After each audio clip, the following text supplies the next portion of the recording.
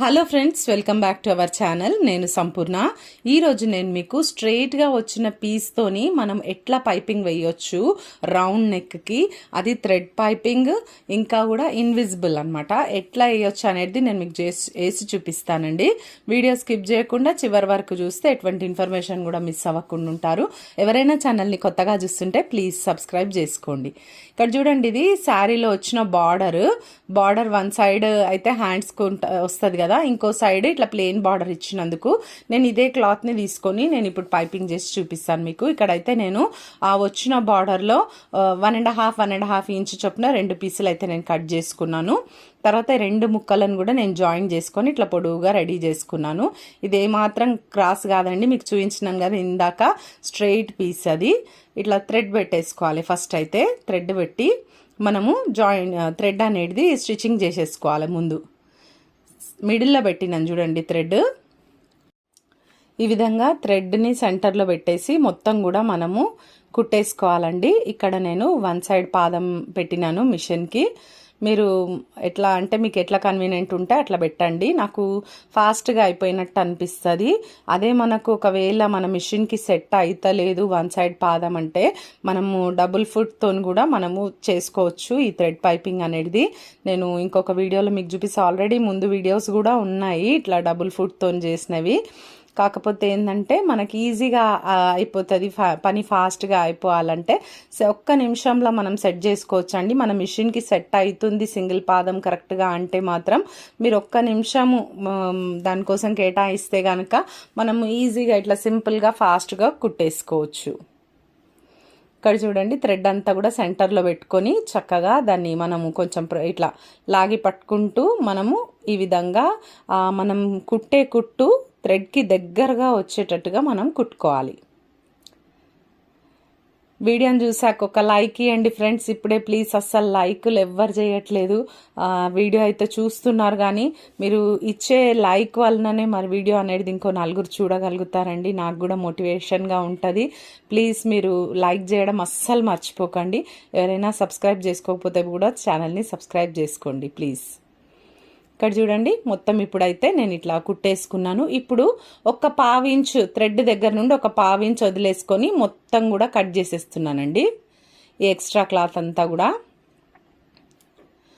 ఇప్పుడు ఏం చేసినానంటే నేను ఇక్కడ ఫస్ట్ లైనింగ్ తీసుకొని షోల్డర్స్ అయితే జాయిన్ చేసేసుకున్నాను.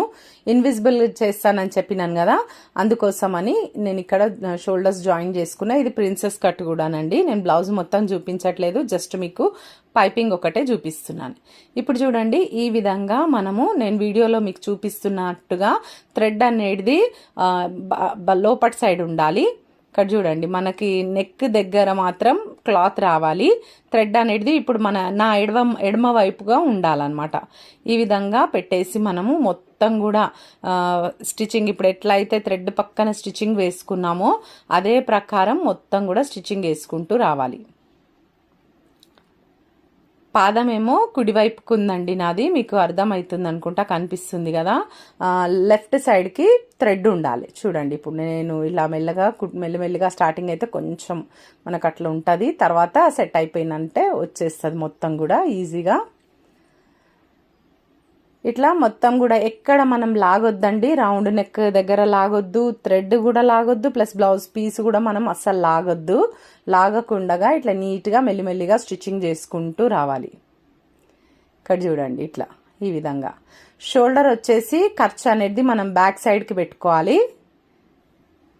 బ్యాక్ సైడ్కి పెట్టేసుకొని ఖర్చు అంతా కూడా ఈ విధంగా స్టిచ్చింగ్ చేసేసుకోవాలి. ఫస్ట్ అయితే లైనింగ్ మీదనే మనం ఈ పైపింగ్ అనేది కుట్టుకోవాలండి ఇన్విజిబుల్ కుట్టడానికి. చూడండి, ఇట్లా మొత్తం కూడా మెల్లిమెల్లిగా కుట్టుకుంటూ రావాలి. నెక్కులు కుట్టేటప్పుడు కాస్త జాగ్రత్తగా, మీన్స్ నెమ్మదిగా కుట్టాలి. కొంచెం లేట్ అవుతుంది అని మనం అస్సలు అనుకోవద్దు. తొందరపడ్డామనుకోండి నెక్కుల దగ్గర పాడైపోతే ఇంకా బ్లౌజ్ మొత్తము వేస్ట్ అనిపిస్తుంది. మనకి ఎంత నీట్గా ఎంత పర్ఫెక్ట్గా కట్ చేసినా కూడా అదంతా కూడా వేస్ట్ అనిపిస్తుంది. ఎందుకంటే నెక్కే మెయిన్ కదా బ్లౌజ్లకు కానీ డ్రెస్సెస్కి కానీ. నెక్ అనేది నీట్గా ఉండాలి. మనం పైపింగ్ చేసిన, ఒక హెమ్మింగ్ పట్టి పెట్టినా, ఏం చేసినా కూడా నెక్ నీట్గా ఉండాలి. అప్పుడే ఆ బ్లౌజ్కి అందం అనేది వస్తుంది అన్నమాట. ఈ విధంగా కార్నర్స్ ఎక్కడ కూడా మీరు లాగద్దు, లాగితే వేరేగా అయిపోతుందండి నెక్. అట్లా కాకుండా నెమ్మదిగా కుట్టుకుంటూ రావాలి. చూడండి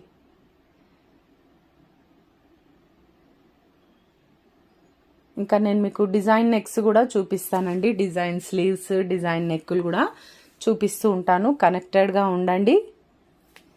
ఇక్కడ చూడండి షోల్డర్ వర్క్ వచ్చినాక ఇది కూడా వెనకాల సైడే పెడుతున్నాను ఖర్చులు. షోల్డర్ మీద ఖర్చు కంపల్సరీ బ్యాక్ సైడ్కే పెట్టుకోవాలండి, అప్పుడే నీట్గా ఉంటుంది. కొన్నిసార్లు మాత్రమే మనకు అది ఫ్రంట్గా వస్తుంది. అది ఎప్పుడు ఏ బ్లౌజ్లకు వస్తుంది అనేది కూడా నేను అది కుట్టినప్పుడు మీకు చెప్తాను. ఈ ప్రిన్సెస్ కట్ ఇదంతా కూడా నేను తర్వాత జాయిన్ చేసుకుంటాను. జస్ట్ మనకి ఫ్రంట్ పార్ట్ ఏదైతే హుక్కు పట్టి కాజా పట్టి వస్తుందో అది మాత్రమే నేను షోల్డర్స్ జాయిన్ చేసుకున్నాను. మీకు క్లియర్గా ఉంది కదండి. ఓకే, ఈ విధంగా మొత్తం కూడా కుట్టేసుకున్నాను చూడండి. ఇప్పుడు ఇట్లా అయిపోయిన తర్వాత ఒకసారి అయితే మళ్ళీ మనము కరెక్ట్గా వచ్చిందా లేదా స్టిచ్చింగ్ కూడా చెక్ చేసుకోవాలి ఎప్పటికప్పుడు.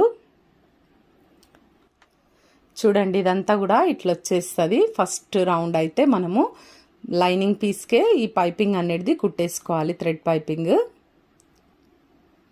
చూడండి ఇట్లా వచ్చిన తర్వాత ఇప్పుడైతే మెయిన్ క్లాత్ తీసుకుంటున్నాను. మెయిన్ క్లాత్కి కూడా నేను షోల్డర్స్ జాయిన్ చేసేసినానండి ముందే. ఇట్లా విడివిడిగా జాయిన్ చేసుకోవడం వల్ల షోల్డర్ దగ్గర కూడా మనకు ఎటువంటి పోగులు అనేటివి బయటికి రాకుండా నీట్గా లోపటికి లోడింగ్ పద్ధతిలో వచ్చేస్తుంది. బొటిక్లలో కుట్టేది ఇదే పద్ధతిలో కుడతారండి. చూడండి ఇక్కడ షోల్డర్ మీద షోల్డర్ వేయాలి అంటే ఈ సీదా సైడ్ ఏదైతే లైనింగ్ రైట్ సైడ్ ఉందో ఆ రైట్ సైడ్ మీద ఈ షోల్డర్ మన మెయిన్ క్లాత్ రైట్ సైడ్ పెట్టాలన్నమాట. అంటే పైకి ఉల్టా పెట్టేసుకొని కిందకి లైనింగ్ ఉల్టా ఉంది, మెయిన్ క్లాత్ పైనకి ఉల్టా ఉంది. ఆ రెండు సీదా వైపులు రెండు ఒక దగ్గరకు అటాచ్ ఉంటాయి. అట్లా కుట్టినప్పుడే కదా మనకి ఇట్లా రిటర్న్ చేసినప్పుడు ఆ షోల్డర్స్ అనేటివి కుట్లు అనేటివి లోపలికి వెళ్ళిపోతాయి. ఈ విధంగా చూడండి ఇట్లా చక్కగా పెట్టేసుకొని మనం ఇక్కడ నుండి ఎక్కడైతే స్టార్ట్ చేసినామో ఫస్ట్ అక్కడి నుండి మీకు ఏ చెయ్యి అలవాటు ఉంటే ఆ చెయ్యి మీద కుట్టండి, నో ప్రాబ్లం. ఇదే వైపు కుట్టాలని ఏం లేదు. మీరు ఇది కాజా పట్టి ఇప్పుడు నేను కుట్టేది మీరు రైట్ సైడ్ మీన్స్ ఉక్కుల పట్టి దగ్గర నుండి కూడా మీరు స్టార్ట్ చేసుకోవచ్చు. మీ అలవాటుని బట్టి మీరు అది సెట్ చేసుకోండి, ఏం ప్రాబ్లం లేదు. ఈ విధంగా మనము ఎక్కడైతే ఫస్ట్ లైనింగ్ స్టిచ్చింగ్ వేసుకుంటూ వచ్చినామో థ్రెడ్ పక్కన ఇప్పుడు మనం పైపింగ్ ఫస్ట్ జాయిన్ చేసుకున్నాం కదండి లైనింగ్కి, అదే పద్ధతిలో అదే డిస్టెన్స్లో అంటే మనకి తెలిసిపోతుంది, అది కనిపిస్తుంటుంది చూడండి. మీరు ఈ వైపు నుండి కూడా చేసుకోవచ్చు అని చూపిస్తున్నాను నేను, అక్కడ ఏం లేదు. నెక్స్ట్ ఇట్లా మనం చక్కగా నీట్గా ఆ పైపింగ్ పక్కన నుండే పాదము స్టిచ్చింగ్ అనేది రన్నింగ్ అవుకుంటూ రావాలి. చూడండి షోల్డర్ అనేది బ్యాక్ సైడే ఫోల్డ్ చేసుకోవాలి. లైనింగ్కి ఆల్రెడీ మనం ఫోల్డ్ చేసినాము, కానీ ఇప్పుడు మెయిన్ క్లాత్ పెడుతున్నాం కదా దానికి కూడా వెనకాల సైడే మనం ఫోల్డింగ్ చేసుకుంటూ మెల్లిమెల్లిగా ఆ థ్రెడ్ అనేది మనం చేత్తో ఇట్లా అన్నప్పుడు మనకు తెలుస్తుంటుంది ఎక్కడి వరకు ఉందనేది. దాంతో అనుకుంటూ ఇట్లా ఈ విధంగా రావాలి. చూడండి ఎక్కడ కూడా సాగద్దండి అసలు. మనము కొంచెం లాగినాం అనుకోండి రౌండ్ షేప్ అనేదే అవుట్ అయిపోతుంది అనమాట. మనం ఒకవేళ సాగదీసినట్టయితే కనుక కొంచెం లాగినా కూడా వేస్ట్ అవుతుంది. అట్లా కాకుండా తొందర పడకండి నెక్కులు కుట్టేటప్పుడు. నేను చెప్తున్నాను కదా మీరు బ్లౌజ్ అంతటికి ఫాస్ట్గా కుట్టేసేయండి, నో ప్రాబ్లం. కానీ నెక్ దగ్గర మాత్రం నిదానంగా కుట్టండి. ఇక్కడ మనకు షోల్డర్ మీద ఖర్చు కూడా మనము బ్యాక్ సైడ్కే పెట్టాలండి, మెయిన్ క్లాత్ది కూడా. నేను ప్రతిసారి చెప్తూనే ఉన్నాను మీకు, అటు సైడ్ కుట్టినప్పుడు కూడా చెప్పాను, ఇప్పుడు కూడా చెప్తున్నాను. నెక్స్ట్ వచ్చి స్టిచ్చింగ్ ఒకటి మనకు థ్రెడ్ పక్కనే వచ్చేటట్టుగా చూసుకుంటూ కుట్టాలి.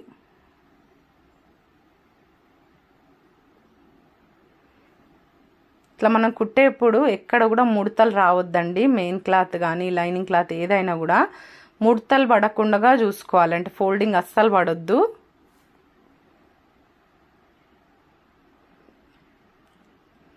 ఈ విధంగా నెక్ అయితే మొత్తము కంప్లీట్ చేసేసుకున్నాను రౌండ్. ఒకసారి చెక్ చేసుకోవాలండి, కొన్నిసార్లు మనము స్టిచ్చింగ్ అయితే కరెక్ట్గా పడకపోతే కనుక ఒక రౌండ్ మళ్ళీ వేసుకోవచ్చు, ఏం ప్రాబ్లం లేదు ఇప్పుడే. ఎందుకంటే ఒకసారి ఇట్లా మనం చెక్ చేసుకోవడం వల్ల మనకి ఏంటంటే ఏదైనా ప్రాబ్లం వచ్చినా కూడా మనకు తెలుస్తుంది కరెక్ట్గా చూసుకోండి. నేనైతే ఒకసారి ఇంకోసారి ఇద్దాం అనుకున్నాను, 1-2 చోట్ల థ్రెడ్ పక్కనే స్టిచ్చింగ్ పడలేదని నాకు అనిపించింది. అందుకని నేను మళ్ళీ ఒక స్టిచ్చింగ్ మొత్తం కూడా రైట్ రౌండ్ వేసుకుంటున్నాను. ఈసారి కొంచెం ఫాస్ట్గానే మనం వేసుకోవచ్చు. జస్ట్ అక్కడ చూడండి, నేను చూస్తున్నాను కదా, ఎక్కడైతే మిస్ అయిందో స్టిచ్చింగ్ అక్కడ ప్లేస్ చూసుకుంటూ చెక్ చేసుకుంటూ ఫాస్ట్గా కుట్టేసుకోవచ్చు. నెమ్మదిగా కుట్టాల్సిన అవసరం లేదు, ఎందుకంటే ఒక రౌండ్ స్టిచ్చింగ్ అయిపోయింది కదా కంప్లీట్గా. ఈ విధంగా కుట్టేసుకోవాలి రౌండ్గా. ఒక రౌండ్ నెక్కే కాదండి, అన్ని డిజైన్స్కి కూడా మనము పైపింగ్ అనేది పెట్టుకోవచ్చు. మీకు అప్కమింగ్ వీడియోస్లలో నేను డిజైన్ నెక్కి పైపింగ్ ఎట్లా వేసుకోవాలనేది కూడా నేను మీకు చూపిస్తాను. చూడండి, ఈ విధంగా మొత్తం కూడా ఒక రౌండ్ వేసేసుకున్నాక ఇంకా మనకు పర్ఫెక్ట్ వచ్చేసింది. ఎక్కడ కూడా ఏ ప్రాబ్లం లేకుండా నీట్గా వచ్చేసిందండి పైపింగ్ అంతా కూడా బొటిక్ స్టైల్లో. ఇంకా మనం ఇంట్లో ఉండి కూడా ఈ విధంగా చక్కగా కుట్టుకోవచ్చు.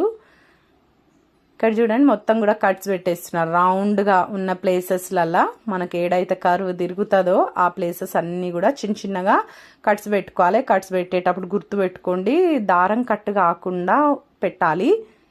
దారం కట్ అయిపోతే ఇంకా స్టిచ్చింగ్ ఊడిపోతుంది కదండి, జాగ్రత్తగా పెట్టేసి ఈ విధంగా పైనుండి మనం స్టిచ్చింగ్ వేసుకురావాలి.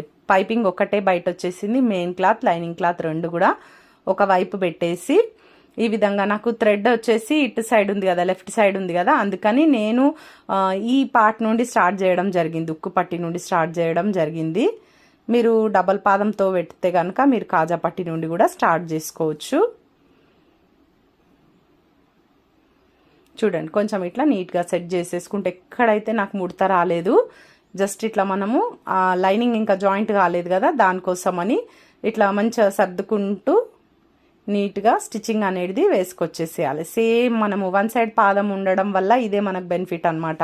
థ్రెడ్ మనం స్టిచ్చింగ్ అనేది థ్రెడ్ మీద పడకుండా నీట్గా థ్రెడ్ పక్కనే వస్తూ ఉంటుంది అనమాట. అందుకని నేను చెప్పినాను మీకు, ఒక్కటే నిమిషం టైం పడుతుందండి ఈ పాదం సెట్ చేసుకోవడానికి.